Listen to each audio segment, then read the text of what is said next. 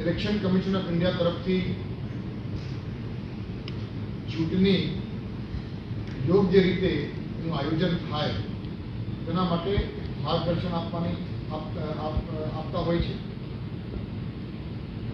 Election commission તરફથી હુકમો થતી હોય છે, આદેશો થતા હોય છે અને તમામ માર્ગદર્શન હુકમો આદેશોનું પાલન કરવાની જવાબદારી રાજ્ય પોલીસની. ઇલેક્શન કમિશન ઓફ ઇન્ડિયાની સૂચનાનું યોગ્ય રીતે અમલ થાય તેના માટે છેલ્લા 2 થી 3 મહિનાથી ગુજરાત પોલીસના તમામ અધિકારીઓ અને કર્મચારીઓ ખૂબ મહેનત કરી છે અને એ મહેનતનું આજે આ પરિણામ છે કે ગુજરાત રાજ્યમાં લોકસભા ચૂંટણીની પ્રચાર અને મતદાનની પ્રક્રિયા સફળતાપૂર્વક સંપન્ન થઈ છે. ગુજરાત પોલીસની આ પ્રશંસનીય અને સરાહનીય કામગીરી ઉપરાંત ગુજરાત પોલીસ વતી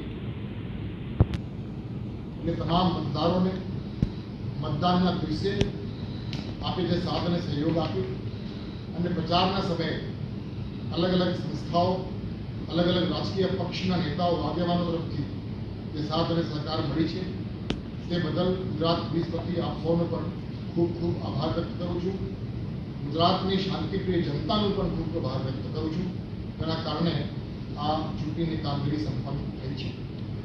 આજે રાજકોટ શહેરની આ મિટિંગમાં જ્યારે અલગ અલગ એકમોના વરિષ્ઠ અધિકારીઓ આવ્યા હતા અને હાજર રહ્યા હતા ત્યારે આ મિટિંગમાં અમે અભિનંદન તો આપી જ છે, એની સાથે સાથે પ્રચાર અને મતદાનના દિવસે એ લોકોનો જે અનુભવ રહ્યા છે એ અનુભવ અંગે પણ ચર્ચાઓ કરવામાં આવી, ફીડબેક લેવામાં આવ્યું કે જેથી કરીને ભવિષ્યમાં એમના અનુભવ ઉપરથી, એના શેરિંગ એક્સપિરિયન્સ ઉપરથી આપણે જે કામગીરી કરી છે એમાં સુધારો પણ લાવી શકીએ.